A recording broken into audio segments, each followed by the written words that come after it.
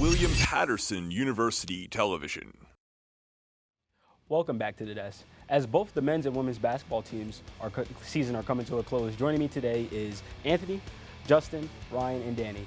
So they had a big road game last night. Anthony, what did you take away from the road game? Well, let's take a look at the stats right here. Huge win for the Pioneers, a tremendous win. You got Allison McBride, she put up 18 points, 9 rebounds. Madison Dulude scoring 14 points. The one thing I'd look at is that a lot of times when you see the Pioneers, they shoot the three ball a lot. And when they don't hit the three ball, they tend to fall apart. They're only 6 for 20 from three. That's not a good percentage. But they scored 77 points and they got the big win against Rutgers. Justin? Yeah, so their opponents, Rutgers Newark, they're 3-18 overall. Now they dropped to 1-13 in the NJAC. So this was an easy win for the Pioneers. Who really stepped up for them was Alyssa Giordano with 20 points, 6 rebounds, 7 for 15 field goal wise. And then Allison McBride also stepped up with 18 points and 9 rebounds. So if you look at both Alyssa Giordano, Allison McBride, as well as Madison Dulude, they're really stepping up for the team. Ryan? I got to talk about their defense because in the third quarter, which as we all know has been a hard time for the Pioneers all year long, they held Rutgers Newark to 1 of 18 shooting. So that's a fantastic job by the defense there. But like JRD said, I do think that it was an easy win. So we can't really take this without a grain of salt, I think. So unless they play a team that's a lot better than Rutgers Newark, we can't really judge them heading into the NJAC season. It's still an NJAC victory, It is, yes.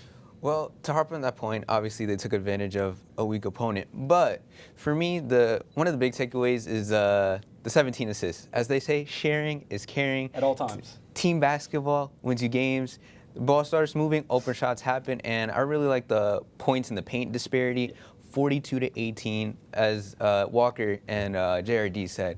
Bianca Soriano and Allison McBride were forces in the inside. Well, Alyssa Giordano, she was the Pioneer Player of the Week, and she is senior. She's going into her last runs, and as the women are trying to get to the NJAC, hopefully she gets into the playoffs. But Danny, what have you been seeing from her? Well, yeah, as you said, leadership has been key. If we could take a look at her stats right now, she has been on a nice 2-game stretch. Look at her stats right now, 12 points per game.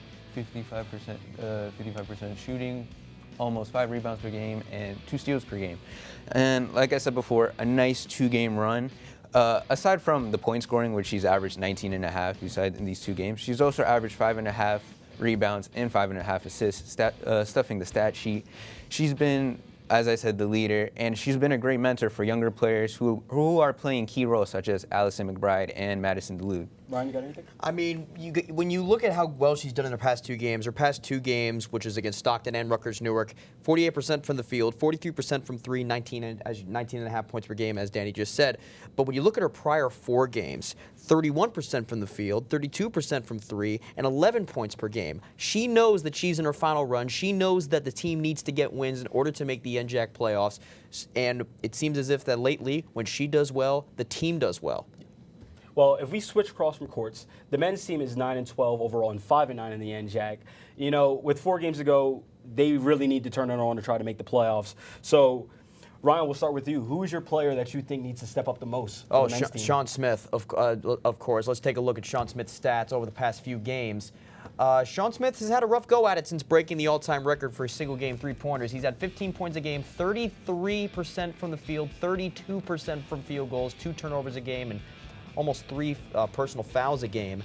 And as for what he needs to do, he just needs to, I think, just stop shooting the 3-pointer. Stop thinking that you're Steph Curry, because he's been putting up so many threes, especially in this age of basketball. He changed basketball, some say for better, some say for worse. But Sean Smith, he needs to calm down and try to force his way inside and not feel the need to be the hero from behind the arc. Anthony? I love Nyseer Fields. I'm a big Nyseer Fields guy. This guy that's averaging 7 points a game and 7 rebounds. He's a very good player. He's shooting 55% from the field. The one thing that scares me is his personal fouls. He plays 19 minutes a game. He's averaging almost 3 personal fouls a run. That's got to go down a little bit. Danny? Well, for me, I have to go with my guy, Anthony Uribe. He had a big game the other day, too. He really did. He really started up the stepping up process, dropping 24 games in the previous game against Rutgers Newark.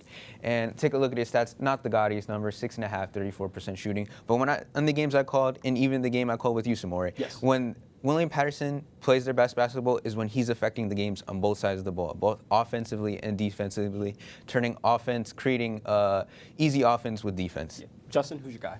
For me, it is Dominic Mignon. All right, I feel like he's stepped up big time for the Pioneers. As we look at his stats right here, 13.2 points per game and only 3.29 turnovers per game.